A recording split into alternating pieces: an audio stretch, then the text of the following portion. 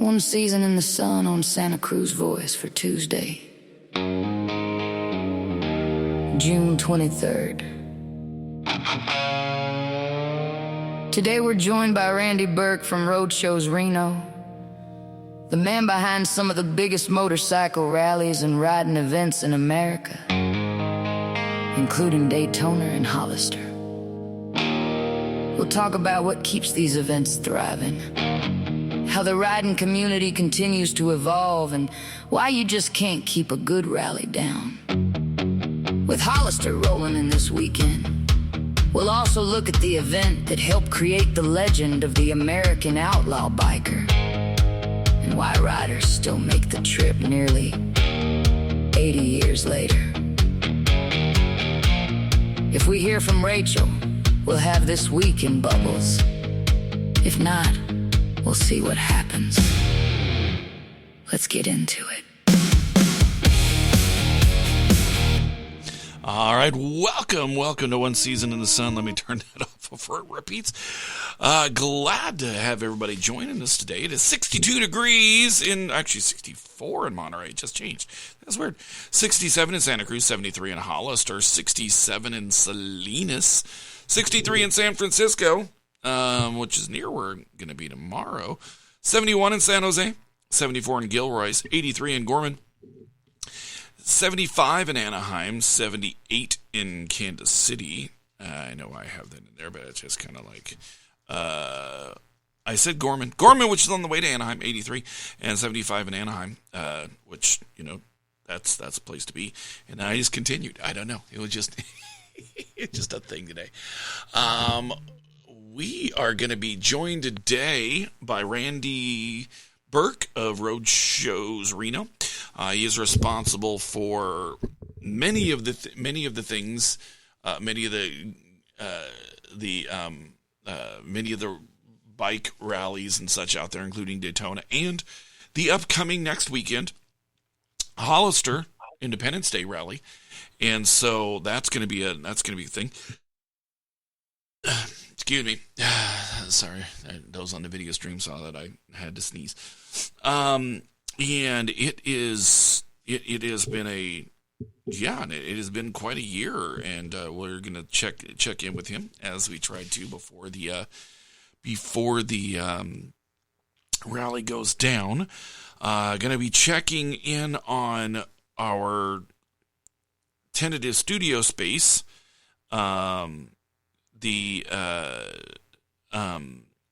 After the show, gonna make a trip real quick to Santa Cruz. Almost ended up going to Oakland today. The young lady who's facilitating all of the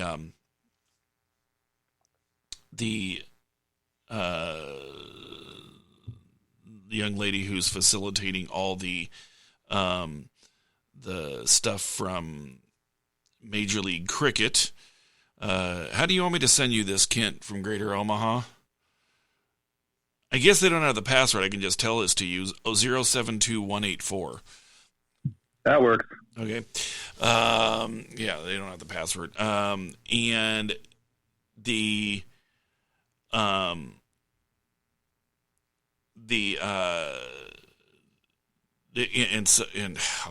and she was like, well, if you get there early, I can, give you a tour. And I'm like, I've been there. I know my way around. And she's like, oh, that's great that you know the place. And I'm like, yeah. I'm like, I feel like I'm going to get there and it's going to be like an Oakland Roots game where there's like me and one other guy. I feel like that's what's going to happen with this. And that's fine. But it's also kind of like, dude, it's, a thing. In fact, I'm even wearing my Seattle Orcas hat today. Anybody's on the video. Orcas. It wasn't that I loved the Orcas. That was one of the games I was able to see last year. And I like the Orca. I'll just be honest with you. I like the Orca. I may be looking for a unicorn's hat this year, but we'll see. Is it wielding is that a cricket bat? Yes, it is the Seattle Orcas of Major League Cricket. Yes. All right. I don't understand how it's holding it, but all right.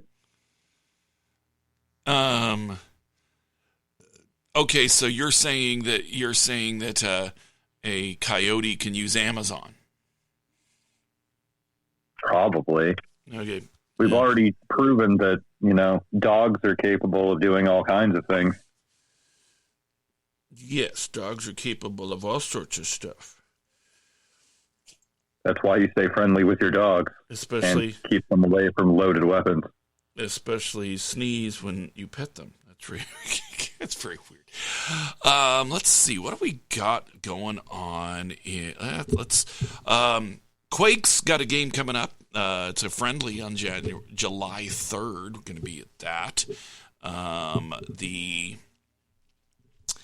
Let's see here. The Giants and A's start a series today. It's going to be at San Francisco. Casey Schmidt today can become the first Giants player with 7 multi-hit games since 2013. Marco Scudero was the person that did that. Ray versus Savale today. That could be an interesting matchup. Man, and what's crazy this year is that both of the teams I pay attention to are deep in the standings with similar-ish records. And somebody must be walking their dog outside.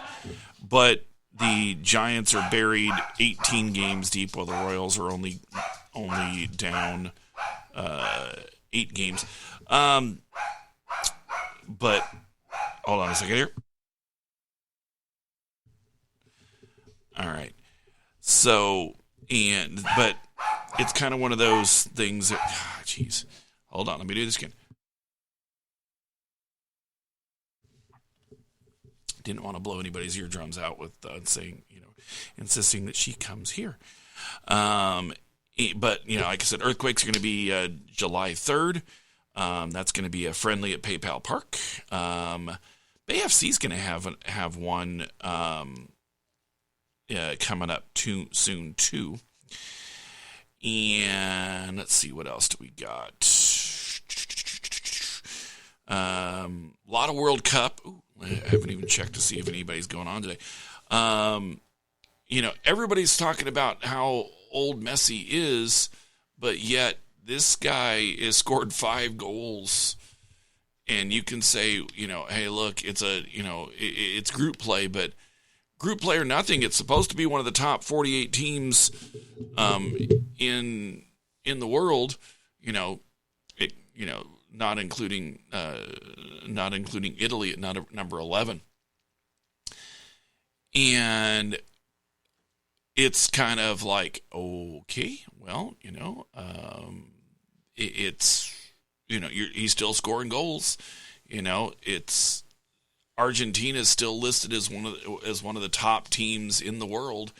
Kind of an older team. There was one that had an average age that was just kind of crazy. But I mean, if those are the guys you got, average ages of the teams in the World Cup, and then we'll do that. Darla is now mad that I made her come in here instead of barking at whatever she was barking at. And Ivory Coast, was 25.35 years old. Let's see here. United States is 26.88. So, I mean, oldest squads. There we go. Panama, 30. Portugal, 29.8. Croatia, 29.5. Mexico, 29.4. Uruguay, 29.2. And that's the thing is that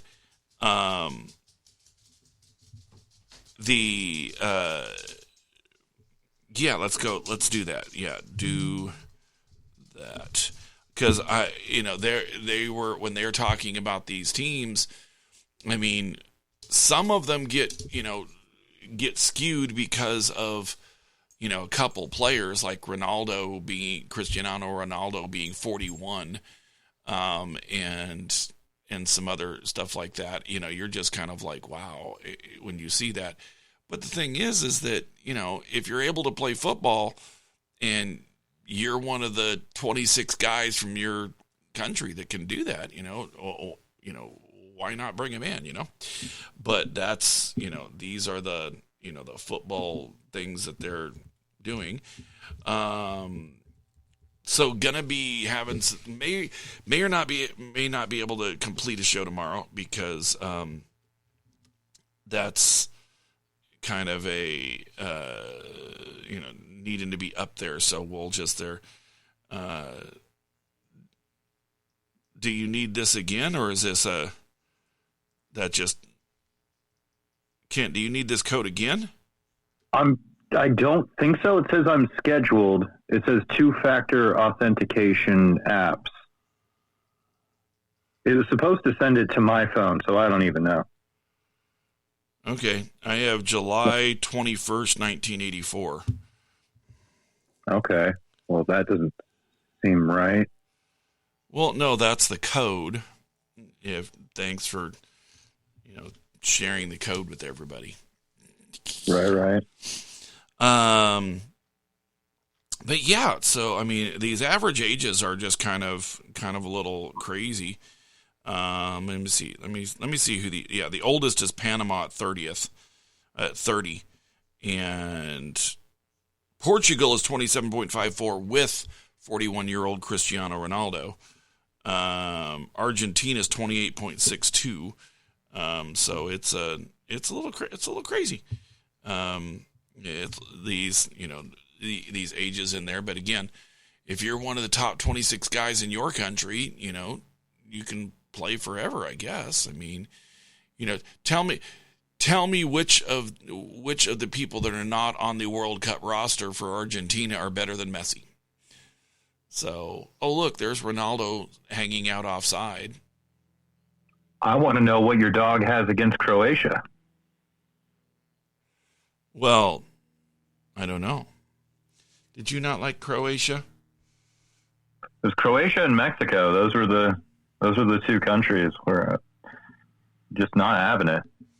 Well, she's okay now. She's looking at me like, that other dog took my spot on the couch. Croatia, the Mexico of Europe. I don't think that's true. Okay, come here, babe.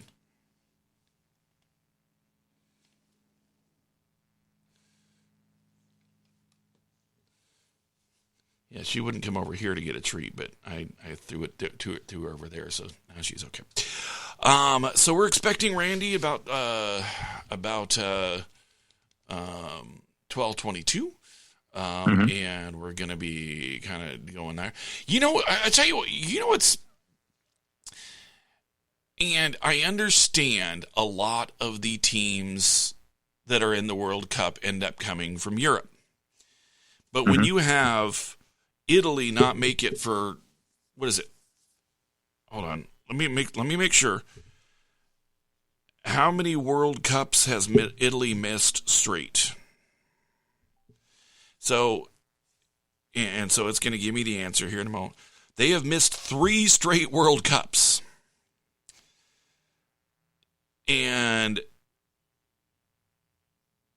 so this is after 2006, they're the champs. And 2010 and 14, the group stage exits, but last 3 didn't qualify. And they're in the top 15 in the world in a 32, now 48 team tournament. So, yes, I realize that would make it so there's more European teams, but there they go again. European teams in general. Oh, wait, hold on. We didn't do this yet.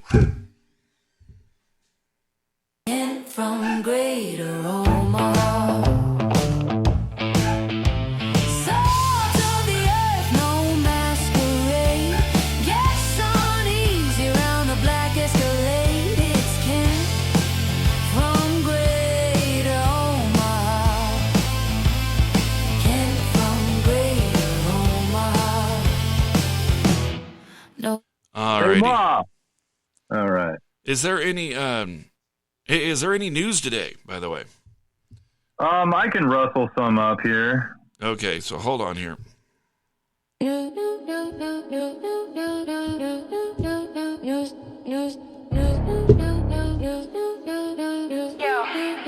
It's that time again, where everything's breaking and nothing's fixed. Local storms, weird politics, and some with emotional support iguana stealing the spotlight. That's your news with Kent from Greater Omaha.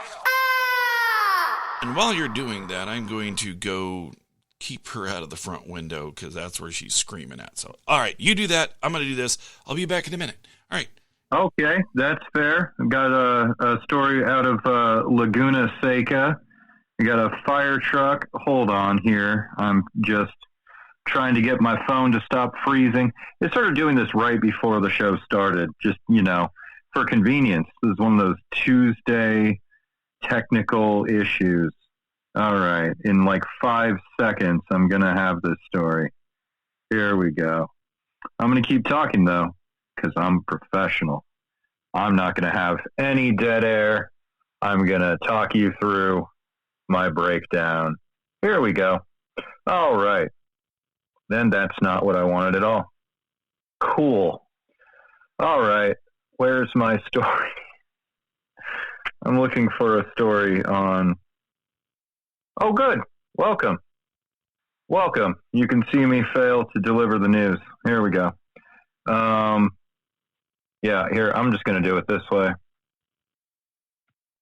Oh, cool. You've come back just in time to hear me flail. This is good. Okay. Yeah. Oh, okay. So you were talking about the Laguna Seca thing. Did you see that? You talking about the fire truck? Yeah. So It's the wildest thing. Yeah. And I'm trying to. So there was a fire truck, and I think it was a Monterey fire truck, which is weird because that's an awful big fire truck for Monterey not really having. I guess they have a couple buildings that would need that kind of ladder, so I guess you have to have one if you have buildings that are 10 stories tall.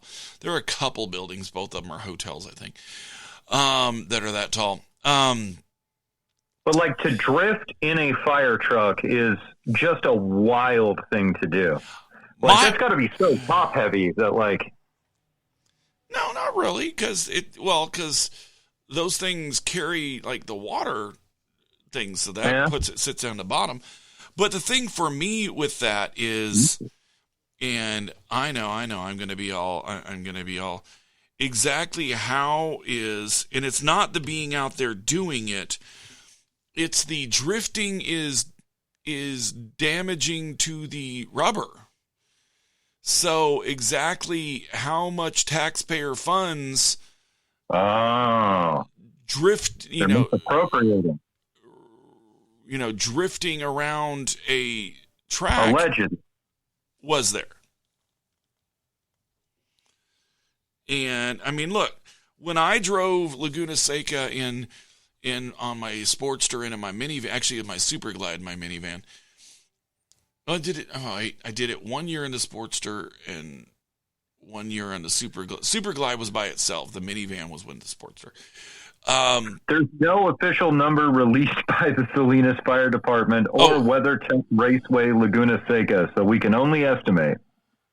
Oh, how much damage is done to the thing. So so rather than that, I want to know what happened when they went over the corkscrew, because vehicles leave the ground when they do that, and I feel like going over the corkscrew, it would scrape the bottom of the trailer. Yeah. I mean, I know. I'm sitting here and I'm being all like, oh my gosh, it's just a thing there, but yeah, I'm just. Hey, it was several $100 worth of rubber, so it's not. Those tires are like a couple grand each, and they're sitting here doing damage to them. So I'm not sure that was, exactly what they should be doing. I'm just saying. You know what? We're expecting Randy here in just a couple minutes. So you know what? I'm going to play the other opener. There we go. Actually, I'm going to play the opener I did earlier, which actually sounded really good. But here, hold on.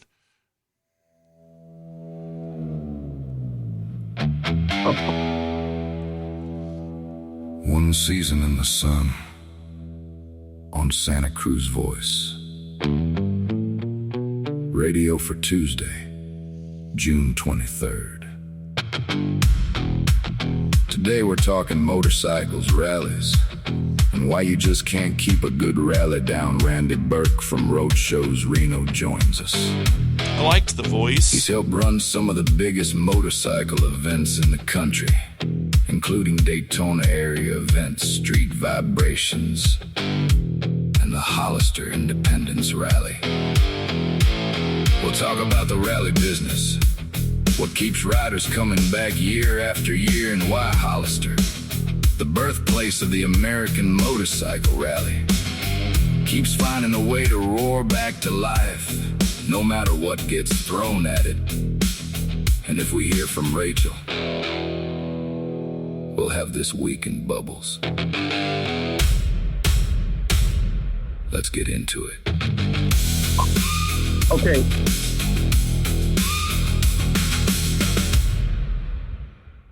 Yes.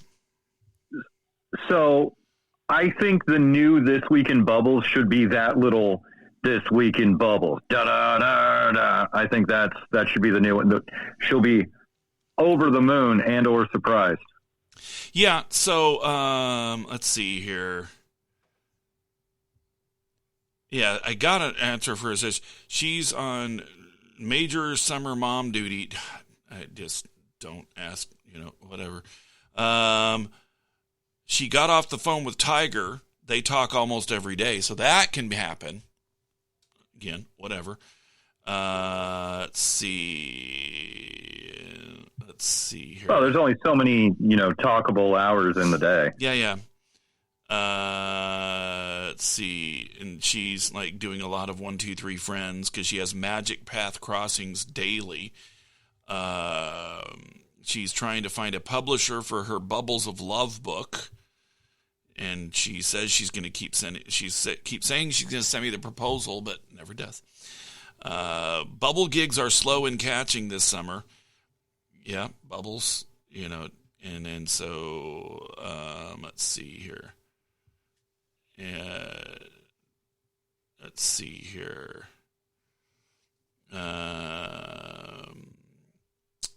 She's wrangling it. Oh, she's being interviewed by David Tan at Central Coast Voyager.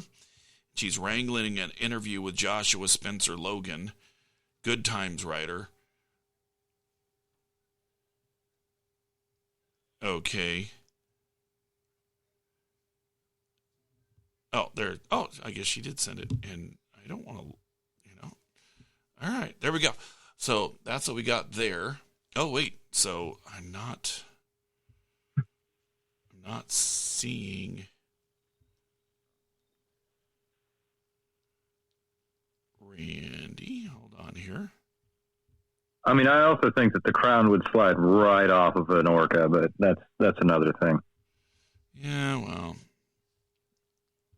You know what they like, though? They like to wear fish. Okay, so, all right, it is 12:22. I'm kind of waiting. It is. I'm waiting for Randy. Hold on here. Wait, did I just, hold on. Info. No, that was not Randy. You know what? I'm going to go in. All right, I'm going to go into the email. Sure. And I'm going, there you go. How I don't have this as, there you go. I'm just gonna give him a call. There you go.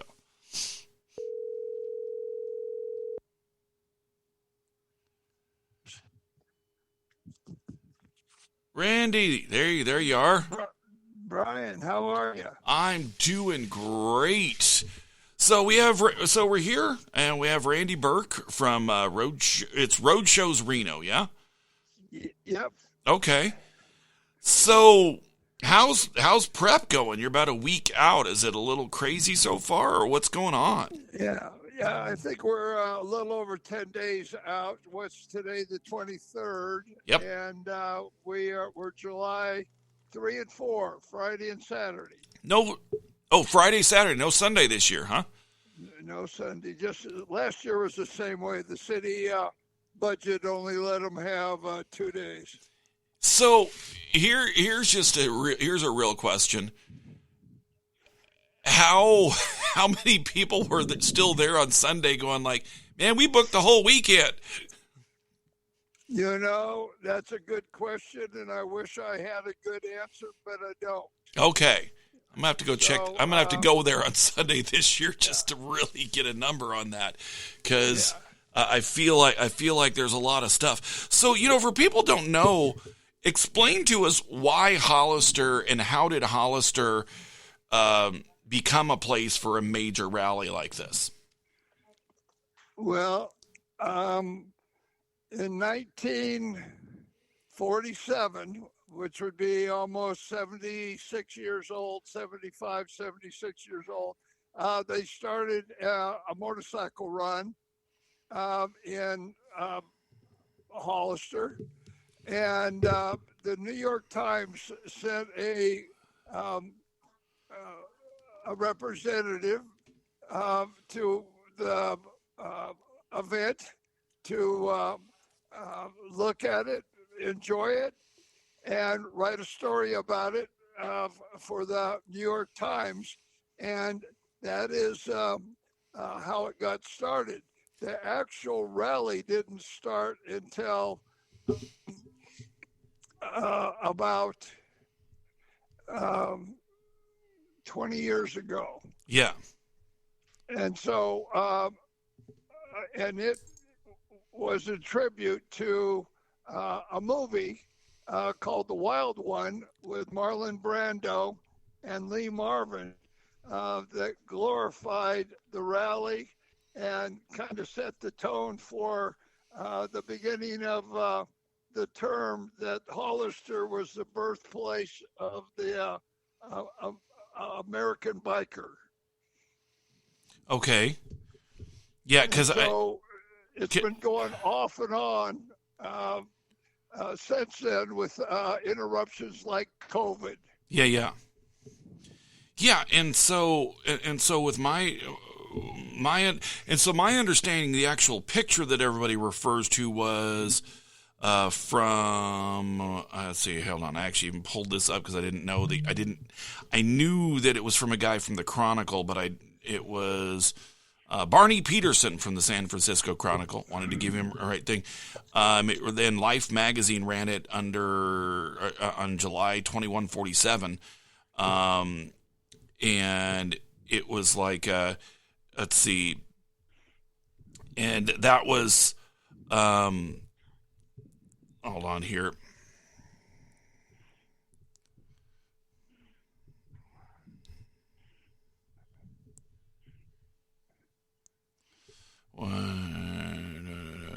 Googling is slow when I'm not able to, do this.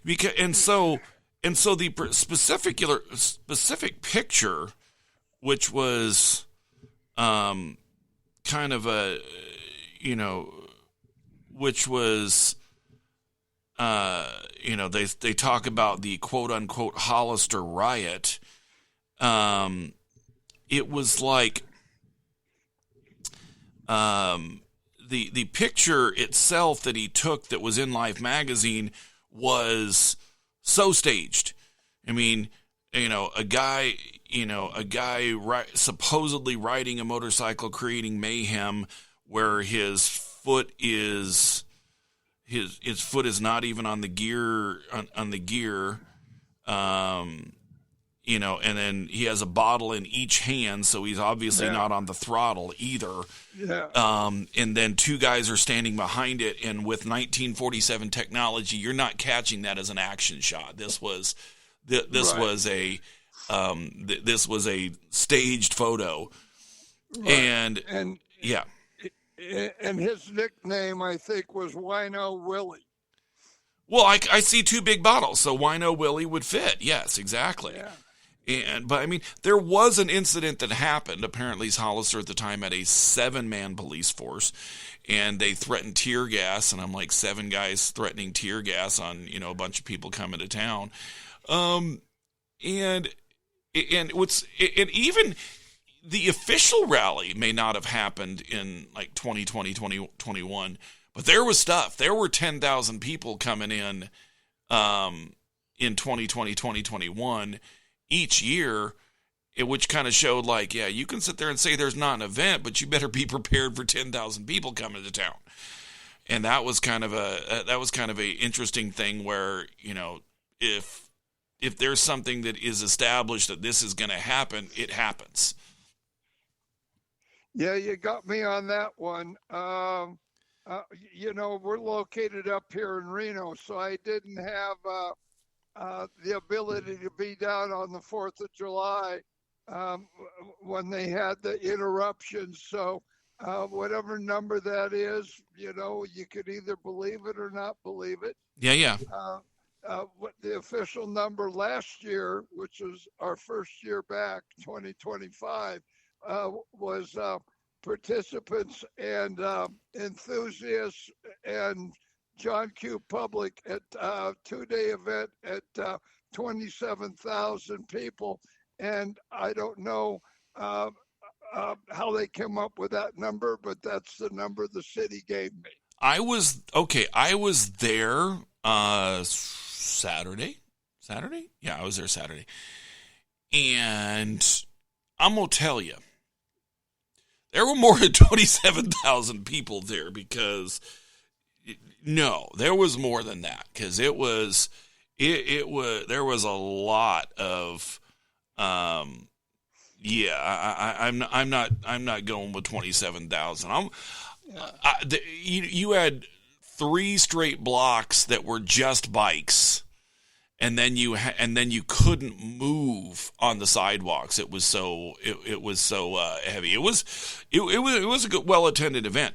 And so if you're talking 27,000 for 2 days, I'm like, no, there were 27,000 people there Saturday. That was a pretty much a certainty on that. Yeah. And so I'm just like, yeah, you can say what you want.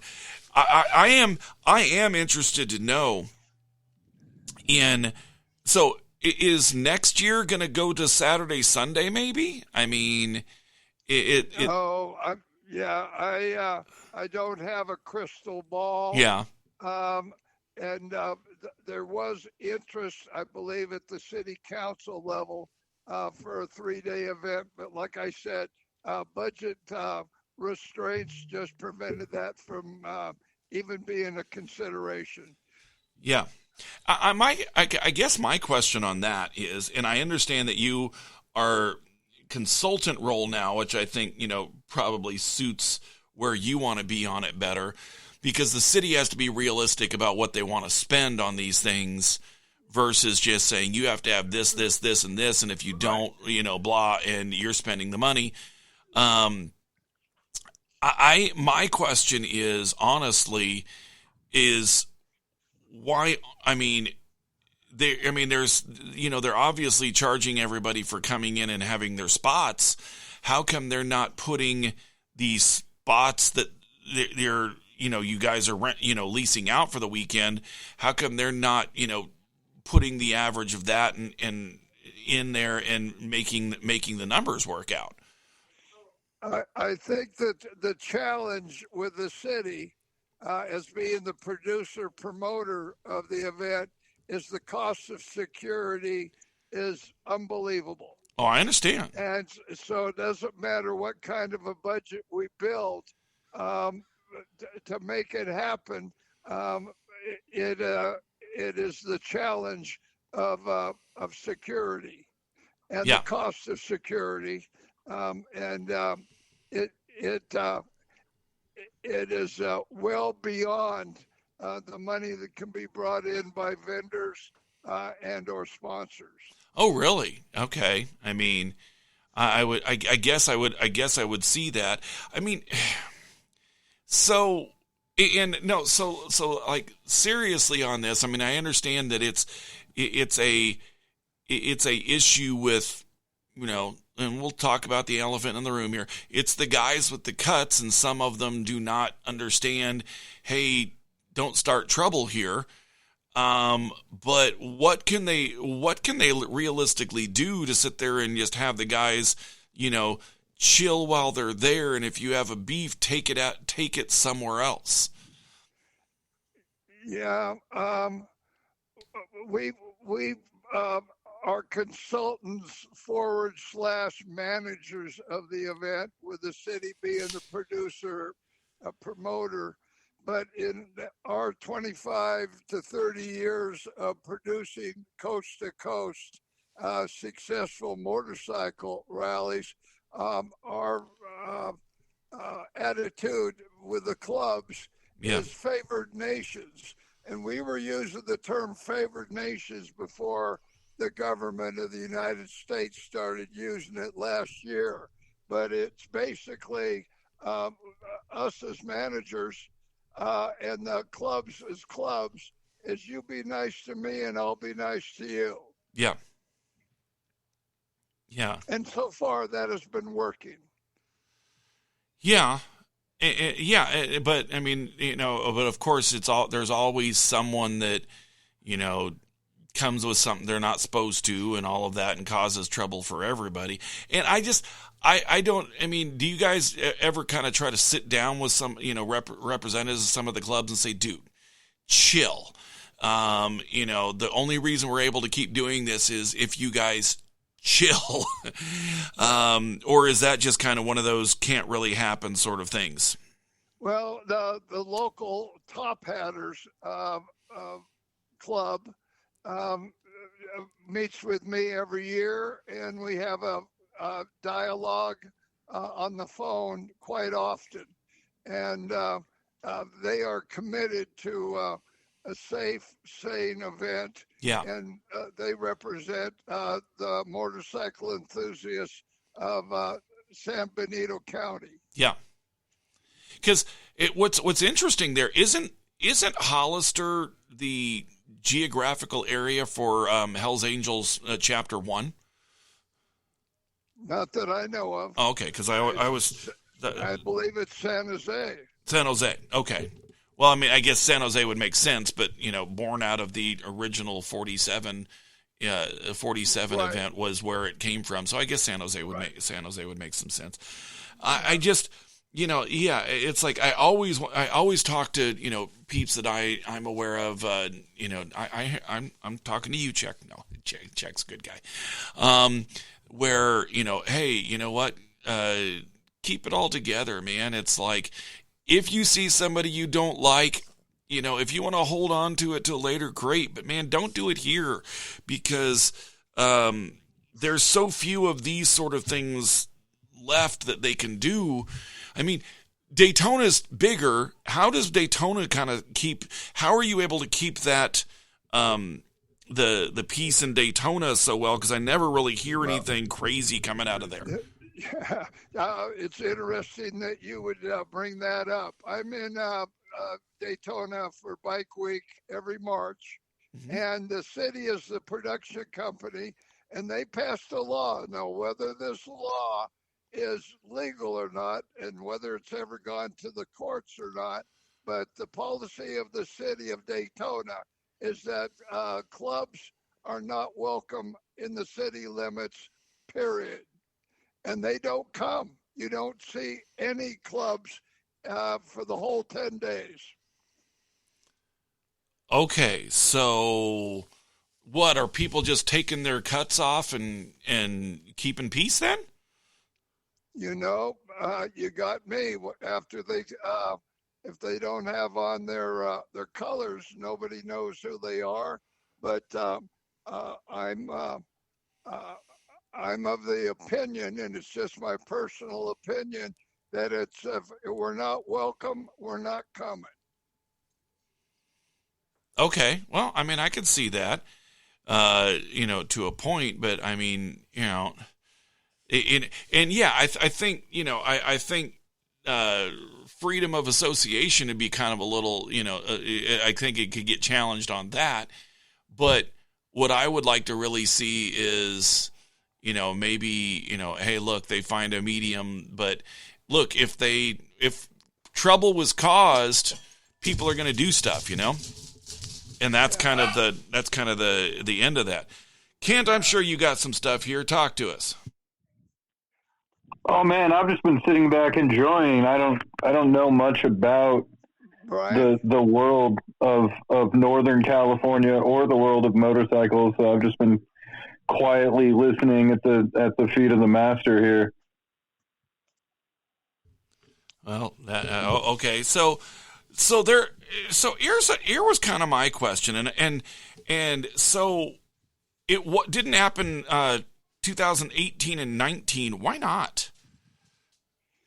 I believe the city council, which is no longer on board, it has changed, voted not to do it, and that they probably had a dozen different reasons to do it or not to do it. Yeah. But they voted not to do it. Yeah. Well, and kind of a thing for me is that, I mean, this kind of, the city councils do this a lot where, something happened here that is important to people, but let's not do it because we don't want to. I'll be honest, it reminds me of fireworks in Monterey. Yeah, I'm talking to you guys. That's right. Where they said it was money, and then somebody who's an acquaintance of mine said that he would pay for it, and in fact give money enough to pay for it for 10 years, and then set them up with a trust that would continually pay for it.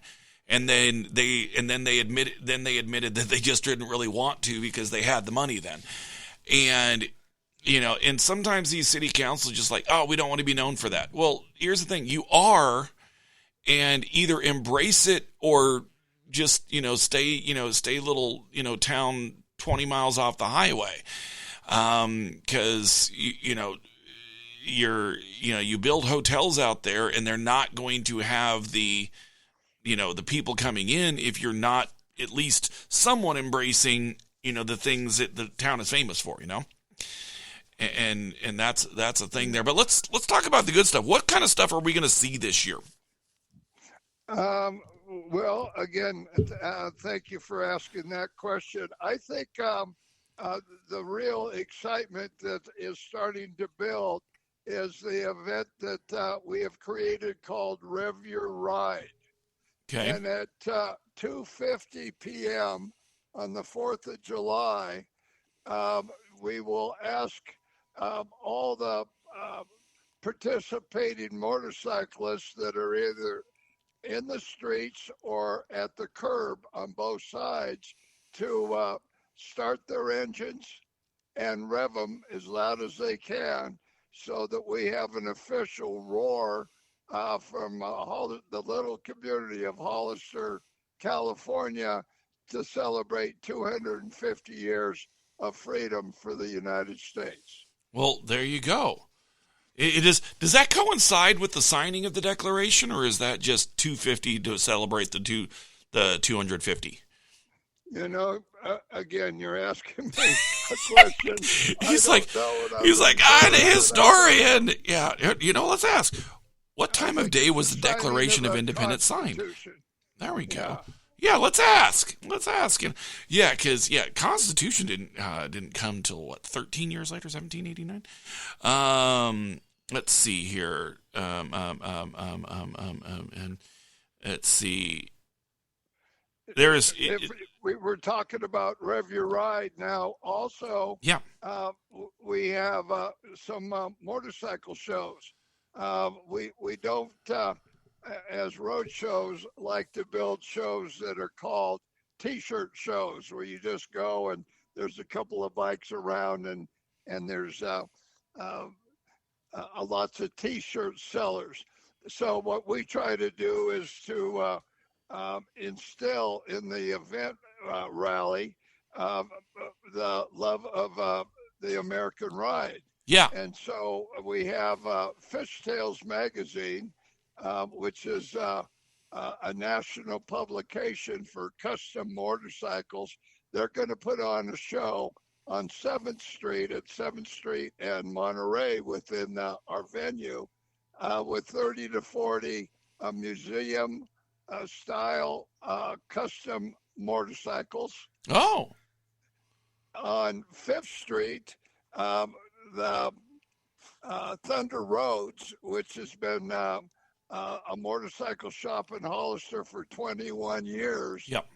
Benito Mendoza, is going to have 40 to 50 original Harley Davidson and Indian motorcycles, starting from the first one ever created by Harley and Davidson right up to 1958.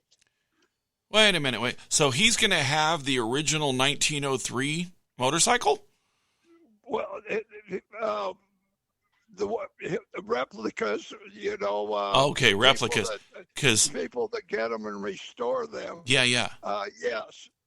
Because the original 1903, I can imagine that kind of is guarded by 20 people in Milwaukee. I mean, I'm just no, we don't take this anywhere because somebody might breathe on it funny. Yeah. Well, I guess what we should do is invite everybody to come down and see 40 or 50 antique motorcycles, American-made, Indian, and Harley Davidson on 5th in Monterey. Yeah. And then over on 6th and East Street out of Oakland, California, we have Sims Custom with about 15 to 18 of their customized motorcycles. So wow. We have lots of beautiful motorcycles and historic motorcycles to see over the 2-day period. Wow, that is pretty snaky there. So when we're talking about that, we're it's because motorcycles are, there's a lot of countries that have like scooters and all that, but the big full-size motorcycle has been the American lexicon for the most part. And starting with the, motorized bicycles that they made in 1903, but you don't go to other countries you go to, and France, China, Germany, all of that. Yes, they have some of the bigger bikes, but most of it's scooters. How is it? Is United States? Why is the United States so unique on that? Is it the fact that the towns are so far from each other and a scooter isn't really relevant there, or how did it become the big bike in the U.S.? You talk about the big bikes, you talk about the baggers. And, I do not historically know the evolution of that, other than when it started with Mr. Harley and Mr. Davidson back in the day. Yeah. Because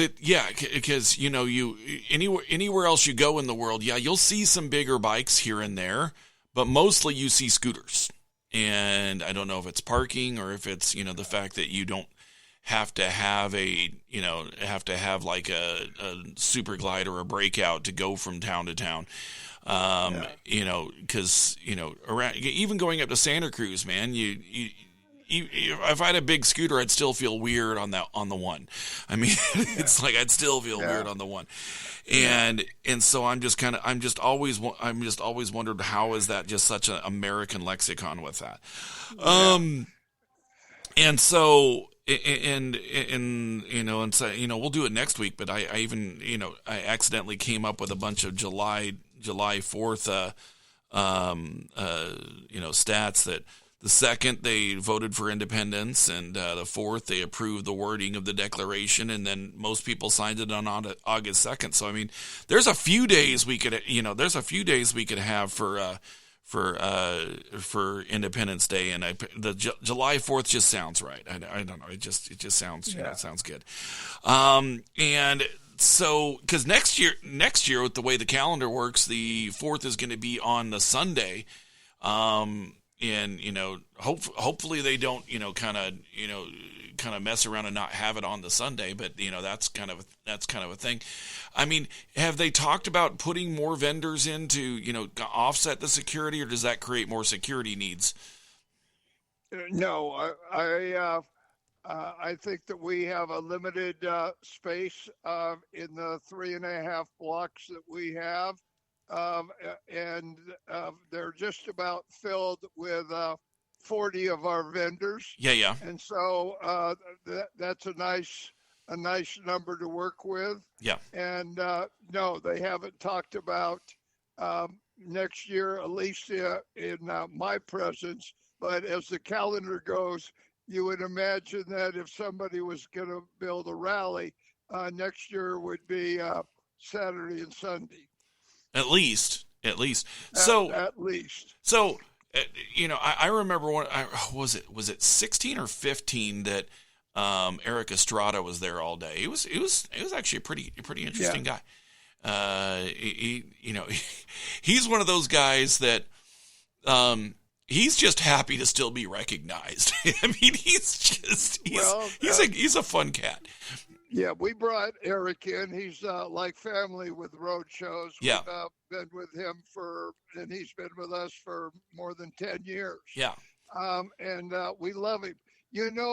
Besides being the Punch on the TV series, yeah, he speaks fluent Spanish. Yeah. And that endears him to a large population of the people that come to the rallies. Yes, because he's continued. He's not ever stopped working. He's still on like what you call the telenovelas in Mexico. Yeah.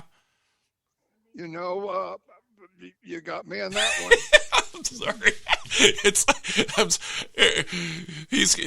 Randy's going to get off here going like, I have never had to say I don't know so many times. Oh no, I say I don't know a lot. No, I understand. I'm just like going. I just keep like hitting you with like going. Well, I'm just taking. I wasn't meaning to do that. But yeah. So I mean, I know he's been on telenovelas for years, but I mean, his residuals for the stuff he does has got to be at least keeping him comfy. So that's nice. And it's kind of interesting that now does he ride as well? I mean, I know he rode either mostly simulated on the series, but does he actually ride still? Every time that we've had him come into one of our rallies, he is ridden.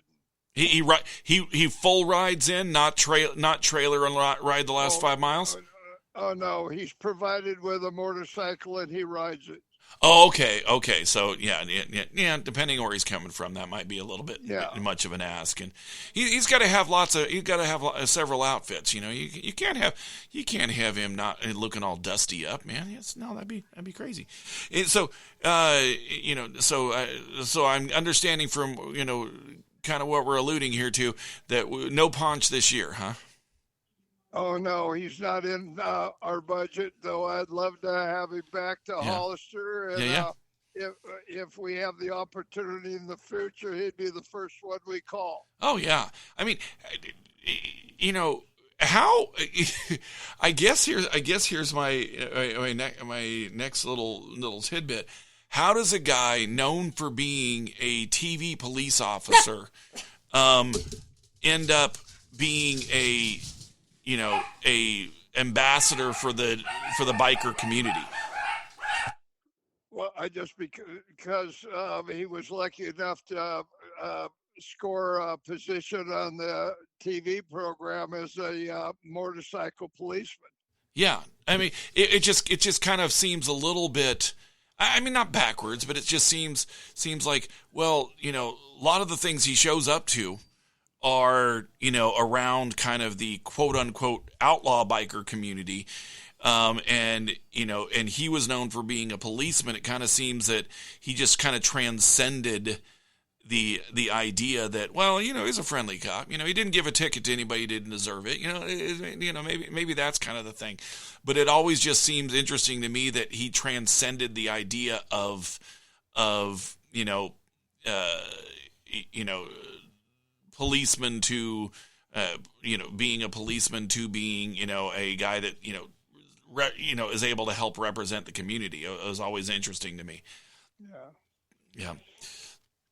Well, Randy, anything, we got a couple of minutes here. Anything you'd like us to know about this rally that we can just put there as our hitters on the way out? Well, thank you. We have about 40 vendors, food and beverage, retail, lots of T-shirts with the slogans and logos for Hollister. We have the Modelo Beer Garden on 6th Street with the Russ Brown Attorneys at Law main stage. We have live entertainment featuring one of the favorite local bands, the legendary Chicano All-Stars. And then other bands, 2 other bands, and there'll be live entertainment there on 6th and East Street, which is something that we were able to bring back last year, and it was a huge success. All right, cool. And then in final, because we kind of tiptoed on it, all motorcycles are invited. So the metric bikes are invited, the scooters are invited. Bring your Vespa, join the fun, and we're just, if there's one thing I would like to say is that everybody pray for good weather. Well, we usually get that. I mean, I don't. I mean, yeah, maybe. It usually doesn't rain around here much, so hopefully we keep that. But is there? I mean, anybody have any idea of how many people are going to be coming through this year, or is that just kind of like what happens? Well, if we talk at about this time next year, and I tell you what the number is that the city releases, you and I could both have a little chuckle with the number, maybe or maybe yes. not. Because, come on, I was there, you were there, we know there were more than that, but that's okay. They can say whatever they want. Maybe they're just maybe, they're saying that because they, only had security for, that many people, and they didn't want to announce that, 75,000 people came there and they weren't prepared. I mean, I don't know. But how far are they getting security, because I know that they're getting sworn officers from other places. How far and wide are they getting help from for Hollister? I'm not privy to that information. You would have to check with the police chief. Okay, because I know I see all sorts of jurisdictions represented and deputized in town for sure. I just always wondered how far away they're getting those from. And a very large private security group. Yeah. No, I get you for sure there. All right, so you know what? There we go. We have been talking with Randy Burke from Reno Road Shows Reno, and so when does the Reno show go on? By the way, Street Vibrations, which is one we proudly produce, September 24, 25, 26. Okay. In downtown Reno, Harley Davidson, and Virginia City and Lake Tahoe. Okay. Oh, so it's like, is that like, so it's downtown, okay, it's downtown Reno, but the Harley dealership has several locations there. It's not going on over 3 cities. It's going on basically in downtown Reno and Virginia City, and we'll have a tour through Lake Tahoe. Everybody likes to ride their motorcycles around Lake Tahoe. Oh, of course. I have a question. So there's as we're just kind of pushing to the end here. So when they're talking about 3.5 blocks for Hollister, how much room does Daytona take up? In Daytona? Yeah. They have satellite locations. They have downtown, they have the racetrack, and then they have Destination Harley out on the freeway. Okay. And so also in Hollister is Corbin going to do kind of their own thing this year too, or do you have anything to do with that? Yeah. Mr. Corbin is going to have an open house for the weekend, and it was real successful last year, and it will be welcoming to all motorcyclists throughout the 2-day event. Okay. Yeah, because I remember during the years where they didn't have it, he still had his open house up there, and I mean, I think I think maybe we got to owe him a little bit of thanks, or a lot of thanks, because I think he showed the city, man, you can't ignore this. This is a thing, because there were still 10,000 people showing up to Corbin over 3 days. And I think we have to at least give a tip of the hat, because he let a few people know that they couldn't just sit there and say, no, we're not doing it, and walk away forever. So a good. Mr. Corbin was the greatest influence of starting the event back up. Yes. In Hollister. I mean, not just the influence, but saying, you know what, we'll have our own thing anyway, and if you want to come out, great, and if you want to ignore us, great, but we're going to show you that it's not because people are uninterested. And so he's a good guy. Love his shop. If you ever been there, it's a cool place to check out. Also, if you have a bike and you hate your seat, man, go there. They'll make you one that fits you. There's some good guys out there too. So, all right, thank you, Randy, for joining us. We're going to kick out of here.